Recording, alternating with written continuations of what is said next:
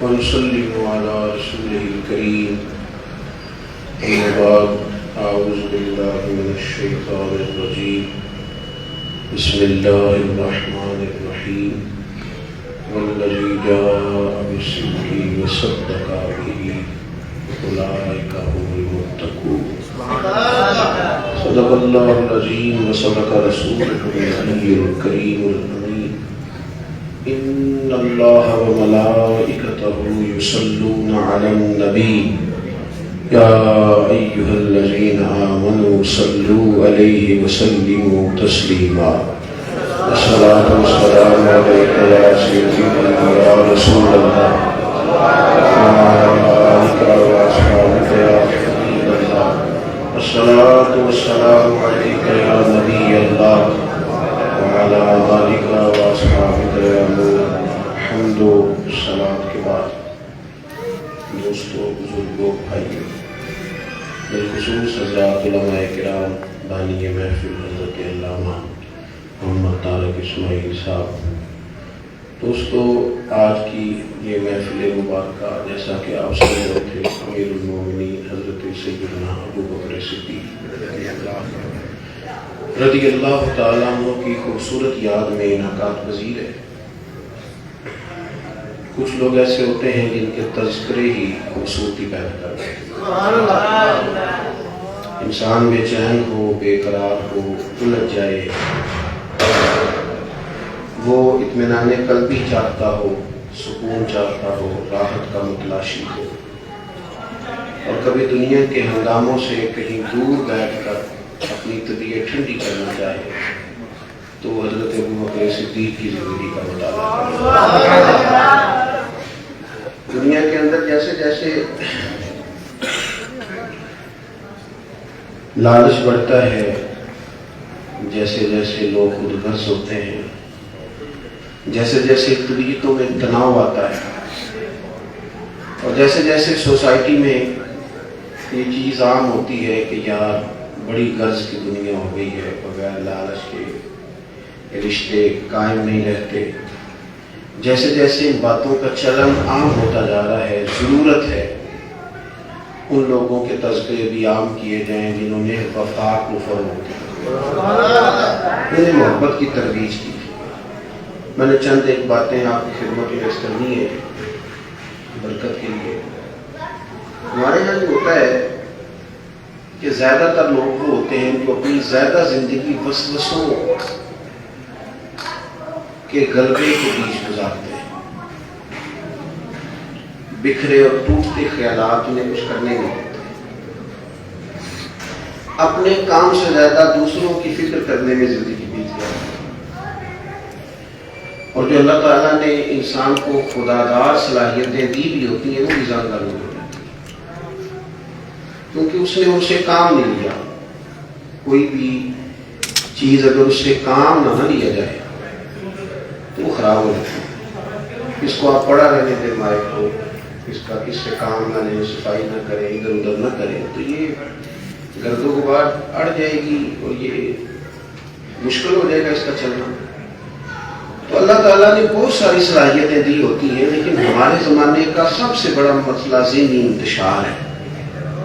یعنی اب تو ڈھیر سارے لوگ ہیں، ہمیں کہتے ہیں کہ بس دل نہیں لگتا، سمجھ نہیں آتا، پتہ نہیں بے سکونی کس بات کی.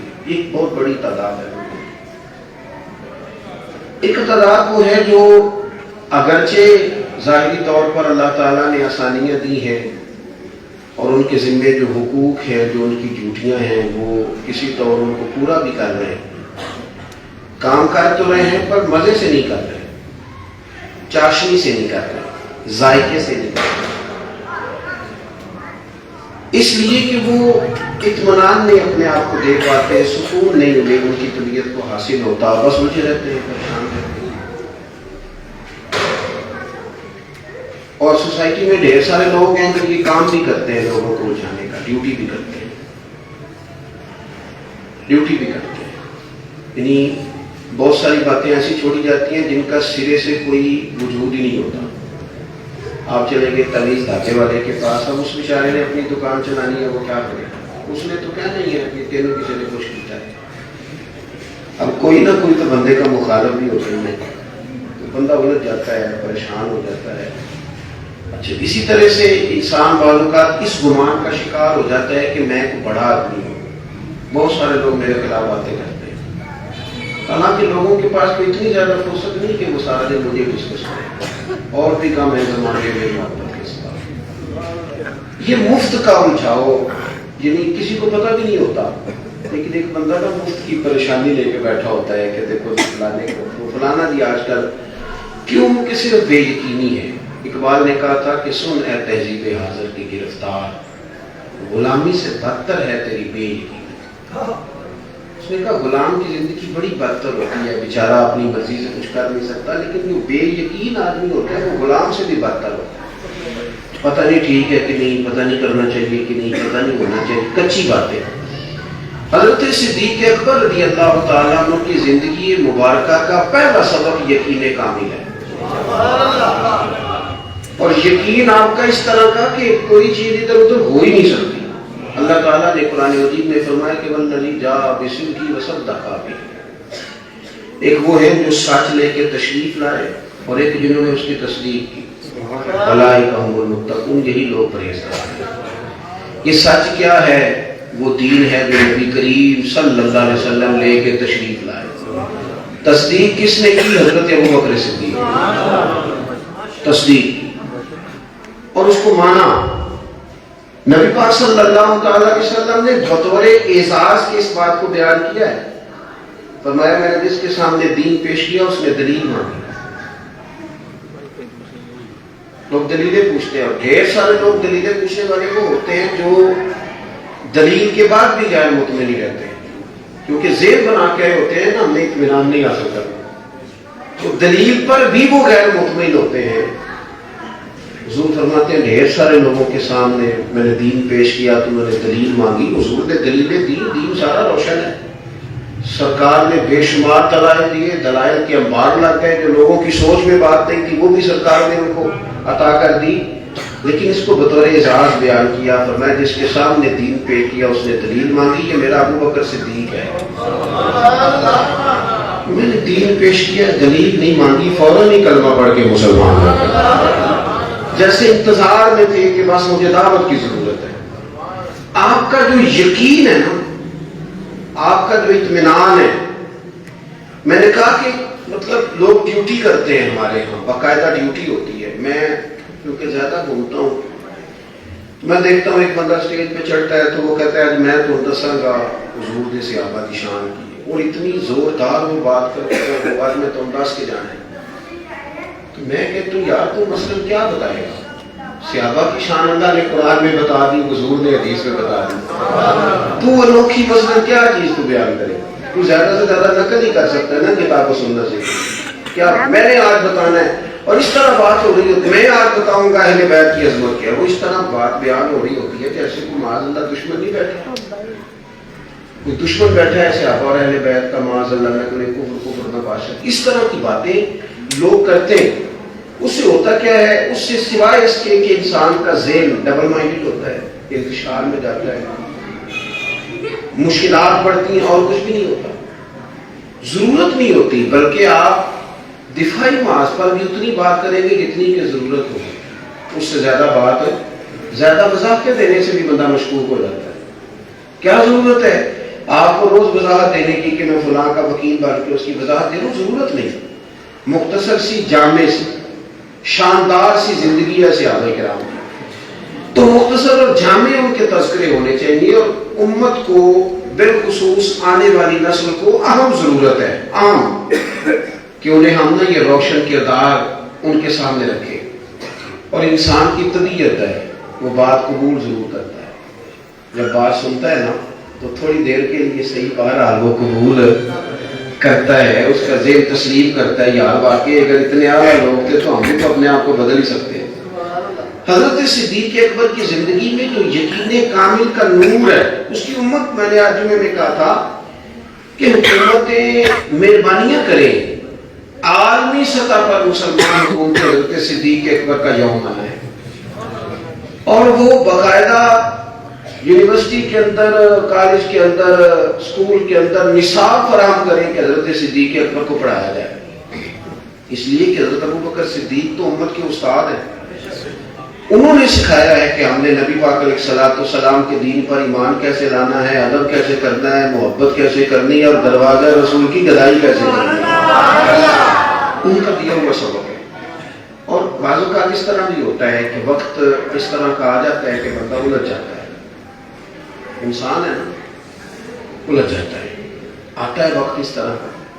تو اگر آپ اطمینان والے لوگ ہیں نا، آپ کچھ زیادہ بے چین نہیں ہوتے۔ اور ایک بات اور بھی عرض کروں، بہت سارے سوالوں کا جواب صرف وقت ہوتا ہے،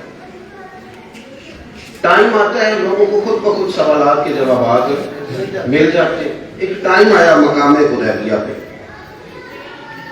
نبی پاک صلی اللہ تعالی علیہ وسلم نے صحابہ کرام سے فرمایا احرام باندھو بھائی عمرے کے لیے جانا ہے۔ اب سینکڑوں لوگ تھے، احرام باندھ گئے، عمرے کے لیے چلے گئے۔ آپ میری بات کو سمجھنا، سرکار نے فرمایا احرام باندھو، حضور لے کے گئے۔ جب حدیبیہ پہ پہنچے تو ان لوگوں نے کہا کہ ہم تو نہیں عمرہ کرنے دیتے ہیں اہلیان مکہ نے، آپ تو جنگ کرنے ہیں۔ بہت ساری باتیں ہوئی، بہت ساری تفصیلات ہیں، ادھر نہیں جاتا۔ بالآخر صلح ہو گئی۔ صلح کے اندر جو شرائط تھی نا، ان کو سمجھنا ہر شخص کے بس کی بات نہیں تھا۔ بھئی ایک شرط یہ ہے کہ اگر کوئی مسلمان اپنے آقا کی مرضی کے خلاف مکے سے کسی صورت بھی نکل آئے گا، وہ مسلمان ہے، اور مدینے جائے گا تو مدینے والے رکھیں گے نہیں، واپس کریں گے، اور اگر کوئی مدینے سے مکے جائے گا تو مکے والے رکھ لیں گے، واپس ہی نہیں کریں گے۔ شرطیں تو برابر کی ہوتی ہیں، تو یہ کیا شرط ہوئی؟ اس طرح کی کچھ اس میں چیزیں تھیں۔ اللہ تعالیٰ نے نبی کریم علیہ السلام کو نور نبوت عطا فرمایا۔ سرکار سمجھ رہے تھے کہ ان شرائط کا نتیجہ کیا نکلے گا، حضور سمجھ رہے تھے۔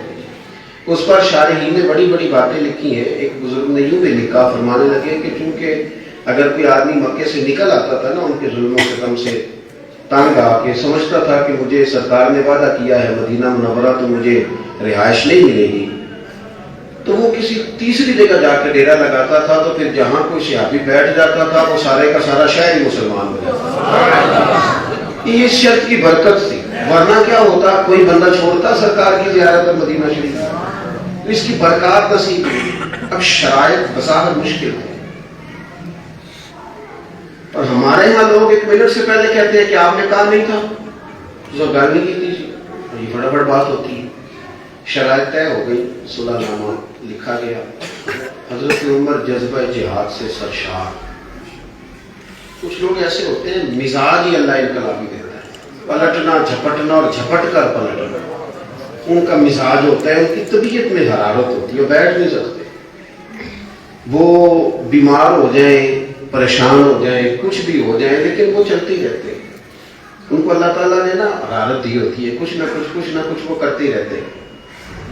حضرت عمر اپنے مزاج کے لحاظ سے ہر وقت جذبہ جہاد سے سرشار رہتے تھے، کچھ نہ کچھ کرتے رہتے تھے۔ اب یہ شرائط جب حضرت عمر رضی اللہ تعالیٰ عنہ کے سامنے آئی تو بڑے ادب سے دروازہ محبوب پہ حاضر ہوئے، اور الفاظ کچھ اس طرح ترتیب دیے کہ یا رسول اللہ آپ بھی سچے ہیں، قرآن بھی سچا ہے، اسلام بھی سچا ہے۔ توجہ ہے آپ دوست، اس پر ذرا غور کریں۔ حضور آپ بھی سچے، قرآن بھی سچا، اسلام بھی سچا، تو ہم دب کے صلح کیوں کریں؟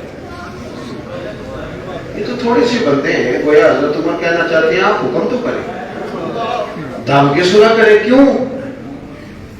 سرکار نے مسکرا کے جواب دیا، فرمایا عمر میں اللہ کا رسول ہوں، میں رب کی نافرمانی نہیں کرتا، اور وہی کہتا ہوں جس کا رب مجھے حکم ارشاد فرماتا ہے۔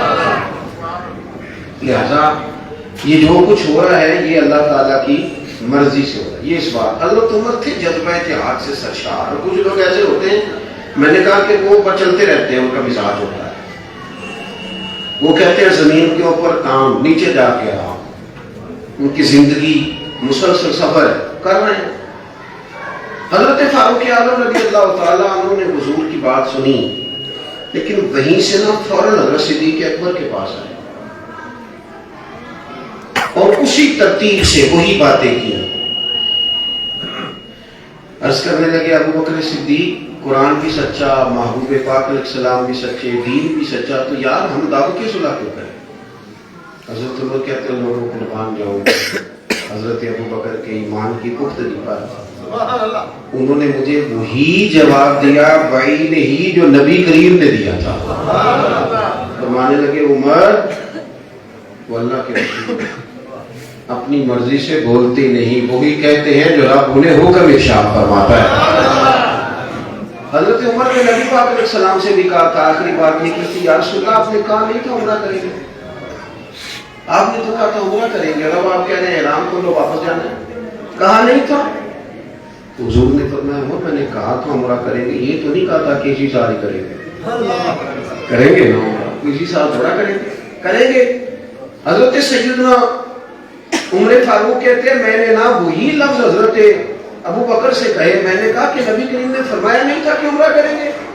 تو کہتے ہیں چند منٹ پہلے جو جواب مجھے حضور نے دیا، کیسے مزاج شناس ہے حضور کے، وہی جواب دیا، کہنے لگے عمر حضور نے فرمایا تو عمرہ کریں گے، یہ تو نہیں کہا تھا کہ اسی سال ہی کریں گے، کریں گے تو کریں گے۔ وہ جو طبیعت کے اندر ان کے ایمان کی پختگی ہے، ایمان کی پختگی، میں عرض کروں ایک لمبی تعداد ہے ہمارے ہاں ان لوگوں کی جن لوگوں کی بالکل ہی اپنی ذاتی سوچ ہے، وہ کسی استاد کے شاگرد بھی ہیں، کسی پیر صاحب کے مرید بھی ہیں، کچھ دوستوں کے ہاں اٹھتے بیٹھتے بھی ہیں، سارا کچھ ہے، لیکن سوچ قطعی اپنی ذاتی ہے۔ سارا کچھ سننے کے بعد پھر وہ اپنی مرضی کا تبصرہ کرتے ہیں، پھر اپنی مرضی کا ذہن بناتے ہیں، پھر اپنی طبیعت کے مطابق کچھ کہہ دیتے ہیں، کچھ کہہ سکتے ہیں نہیں، کہہ نہیں پاتے، لیکن اپنی طبیعت کے مطابق لوگ الا ماشاءاللہ کثرت ہے ان لوگوں کی جو وقت گزارتے ہیں۔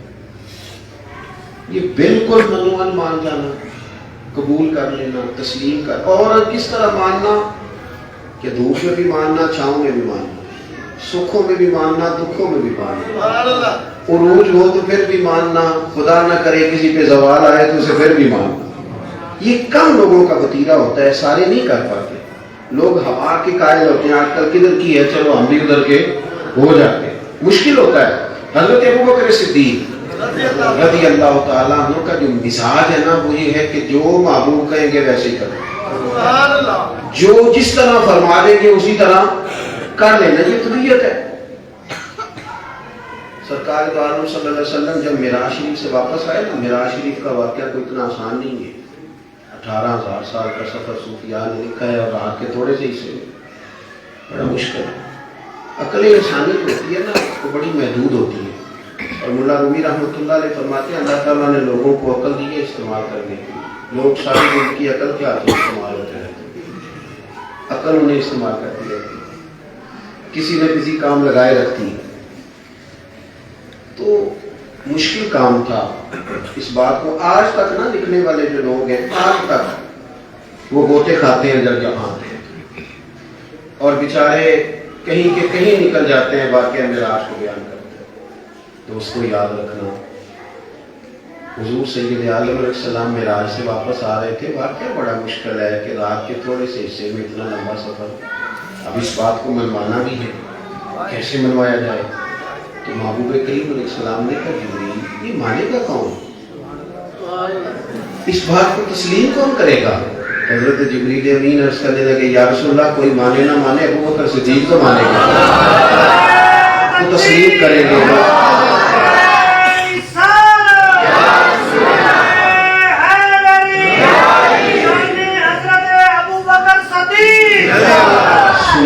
میں ایک تو بات عرض کرتا ہوں بات کو سمیٹنے کے لیے، ایک تو اپنی زندگی میں مزاج میں پختگی لائے۔ ساری زندگی اگر کسی بندے نے فیصلہ ہی نہیں کیا کہ میں کیا ہوں، میں نے کیا کرنا ہے اور میں نے کدھر جانا ہے، اگر فیصلہ ہی نہیں کیا تو پھر وہ کام کب کرے؟ ہم ساری زندگی فیصلہ ہی نہیں کر پاتے، کوئی نیا رنگ دیکھتے ہیں، نیا انداز دیکھتے ہیں تو ادھر چل پڑتے ہیں۔ فیصلہ کریں اپنی زندگی میں، ایمان میں پختگی لائیں، ہر چیز کو دیکھ کر، ہر چمکنے والی چیز کو دیکھ کر اگر انسان رخ ہی چینج کر جائے اور اس کا مزاج اس طرح کا بن جائے کہ وہ کہے وہ علامہ صاحب پیر صاحب فلاں صاحب آج میں فلانی بات سن رہا ہوں ذرا اس کا بھی جواب نہیں، کہیں بندے کو نہ کھڑے بھی ہونا چاہیے، کہیں کسی مقام پہ نا وہ امام غزالی رحمۃ اللہ علیہ فرمایا کرتے تھے یا اللہ وہ جو دیہات کی بوڑھی عورتوں کا ایمان تھا نا مجھے اس طرح کا عطا فرما۔ مکان کچے عقیدے پکے، مکان کچے اور عقیدے پکی بات جو لوگوں نے طے کر لیا سو طے کر لیا۔ ایک بات، دوسری بات یہ کہ دین کے معاملات میں والہانہ پان ہونا چاہیے، شوق ہونا چاہیے۔ ایک کام ہے آپ نے کرنا جو ہے تو اگر اسے شوق سے کریں وہ آپ کو بھی مزہ دے گا اور دوسروں کو بھی اس کا لطف آئے گا، لوگ سمجھیں گے کہ یار اس نے صحیح کر کے کیا، مجھے بھی صحیح کر کے کرنا چاہیے۔ ہم بہت سارے کام کر لیتے ہیں لیکن اتنے تھکے تھکے کرتے ہیں، اتنے ٹھنڈے ٹھنڈے کرتے ہیں کہ ان کا جو اثر ذائقہ ہوتا ہے وہ بھی ختم ہو جاتا ہے۔ حضرت صدیق اکبر رضی اللہ تعالیٰ عنہ کی طبیعت میں والہانہ پان ہے، سرکار کے شوق ہے، یعنی ہمیشہ حضور کے ساتھ رہے، سائے کی طرح ساتھ رہے، پھر بھی عرض کرتے ہیں یا رسول اللہ میرا دل کرتا ہے آپ بیٹھے رہے اور میں زیارت کروں۔ والہانہ پان، ذوق، یعنی طبیعت بار بار بار سرکار دو عالم علیہ الصلوۃ والسلام نا حضور نا ہر بندے کی عظمت بیان کرتے، تو نے ہر شخص کی قسمت میں ہی سب سے پیار کرتے، حوصلہ افزائی کرتے۔ حضرت صدیق اکبر کی تشریف فرما تھے، حاضر بارگاہ تھے، تو محبوب کریم علیہ السلام نے فرمایا کہ اتنا مجھے نفع ابو بکر کے مال نے دیا، کسی کے مال نے نہیں دیا۔ فوراً ہی رو پڑے، آنکھیں آنسوؤں سے بھر آئیں، عرض کرنے لگے یا رسول اللہ میرا مال؟ حضور جان بھی آپ کی ہے، مال بھی آپ کا ہے۔ حضور میرا مال، سارا کچھ ہی آپ کا ہے۔ والہانہ پان، پھر اس کا انہیں اس کا نتیجہ ملا۔ میں نے کہا نتیجے نکل آتے ہیں، جلدی بھی نکلتے ہیں، کچھ دیر سے بھی نکلتے ہیں۔ انسان کو نا والہانہ پان نصیب ہوتا ہے، اگر وہ تھوڑا سا بھی مخلص ہوتا ہے تو رب رسول کی بارگاہ سے اسے اعزازات ملتے ہیں، اس کی اوقات سے کہیں بڑھ کر۔ پھر اگر شخصیت حضرت صدیق اکبر جیسی ہو، ان کی شان برا، حضرت مولا علی شیر خدا کہتے ہیں میں کھڑا تھا، سرکار تشریف فرما کے، اچانک حضرت ابوبکر صدیق بھی آ گئے۔ کبھی کبھی تو بندہ آئے تو اس سے چلو بندہ جوش و خروش سے ملتا ہے، جو سارا دن ہی ساتھ رہے اس کے ساتھ کیا جوش و خروش ہونا ہے بھائی؟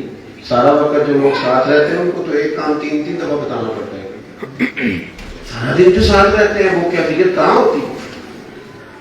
حضرت سیدنا علی المرتضیٰ شیر خدا رضی اللہ تعالیٰ عنہ فرماتے ہیں کہ حضرت صدیق اکبر آئے، میں حضور کی بارگاہ میں موجود تھا، کھڑا تھا، نبی پاک علیہ السلام نے پہلے حضرت صدیق اکبر سے ہاتھ ملایا، پھر بات آگے بڑھی تو سینے سے لگا دیا، پھر ان کے رخساروں کے دست مبارک رکھے اور ماتھا چوم دیا، پھر فرمایا اے علی، رب کی بارگاہ میں جو میرا مقام ہے نا وہ ابو بکر کا مقام اسی طرح میری بارگاہ میں۔ والہانہ پیار سرکار کا، والہانہ محبت، ان کے ساتھ والہانہ پیار، اور ہر موقع پر سرور کائنات علیہ السلام ان کا ذکر کرتے، ان کی باتیں کرتے، لوگوں کو بتاتے کہ ابو بکر نے بڑی نیکیاں کی، بڑے احسانات کیے۔ یہ ایسی خوبصورت شخصیت ہے، ایک تو یقین کامل کی دولت حضرت صدیق اکبر کی زندگی سے ہمیں میسر آتی ہے، اور دوسرا والہانہ پان، شوق۔ ہمارے جو حافظ قرآن پاک یاد کرتے ہیں نا، یہ نہیں زیادہ چون سکتے قرآن پاک، کیوں؟ اس لیے کہ ان کے ہاتھ میں رہتا ہے نا، تو یہ کیسے بار بار اسے چومیں گے، کیسے سینے سے لگائیں گے؟ یہ طالب علموں کا وہ حال نہیں ہوتا، لیکن جس آدمی کا ذوق ہوتا ہے نا، شوق ہوتا ہے، وہ میری والدہ نا مجھ سے فرمانے لگی محرم شریف میں کہ ٹوٹیاں لے آئی میں نے، ختم شریف تو ٹوٹیاں تو پتہ نہیں جی، اس وقت سے نہیں تو کو پہلو میں کہہ رہے، میں نے کہہ رہا ٹوٹیاں، میں نا 3 کلومیٹر جانا پڑتا تھا سائیکل چلا کے، تو میں نے کہا اما جی میں پوچھا استاد ہوں ختم برات بھی ہو جاتا ہے، پتیلی جی پکائی ہوتی ٹوٹیاں کدو ضروری ہے؟ تو اما جی مجھے فرمانے لگی تو نام مسئلے نہ سنا، ٹوٹیاں گیا، میں چلا گیا، مجبوری کے لیے آیا۔ میں نے پھر ان سے پوچھا، گرمی بڑی سخت تھی، پسینہ بڑا آیا، واپس آ کے میں کہا کہ دس ہی چھڑو پیے ٹوٹیاں دا کمال کیے۔ اماں جی میرے سادے آدمی، انگوٹھا چھاپ، खातून तो फरमाने लगी अंगूठियां ठूठियां दी इन्नी कोई हिकमत है कि हुजूर दी औलाद दे नाम ते कतल दवाने ना 10 बार तो फिर किसी को प्लेट वापस नहीं मांगनी दे छड़िया सो दे छड़िया अब प्लेट वापस मांगते फिरे आप बात को समझे ये जो बातें खाना खाने हैं ना ये कमाल जिंदगी में कुछ चीजें नारे तकबीर अल्लाह अकबर नारे रिसालत या रसूल अल्लाह नारे हैदरी या अली गली गली जगह जगह अबू बकर मैं जो अर्ज करना चाहता हूँ बात खत्म करता हूँ एक खुतबीत में शौक लाए ज़ौक़ लाए आप और मैं हमारा ये हाल हो गया मुसलमानों का कि मैं अक्सर देखता हूँ कि हदीस मुबारक हर मस्जिद में हर जुमे सुनाई जाती है जो शौक हमारा होना चाहिए। मैंने देखा हमने स्कूलों की दीवारों पर अंग्रेजों के कौल लिख लिए मैं अक्सर पूछता हूँ कि हदीसें सारी याद होगी है तो यहाँ कौन गया हम ना जिस शौक से हमें कुरान सुनना सुनना चाहिए बुजुर्गान दीन के इरशादात सुनने चाहिए वो रहा है क्योंकि हर जुमे तकलीफ होती है हर मस्जिद में होती है हमारा वालिहानापन खत्म होता जा रहा है इस पर हमें ज़रूर ख्याल करना चाहिए और अपने मामलात पर इस लिहाज से तवज्जो देनी चाहिए कि हम शौक़ वाले हो जाएं यकीन वाले हो जाएं। अल्लाह की बारगाह में दुआ है अल्लाह इस हाज़री को कबूलियत का शरफ़ अता करे आमीन आखिर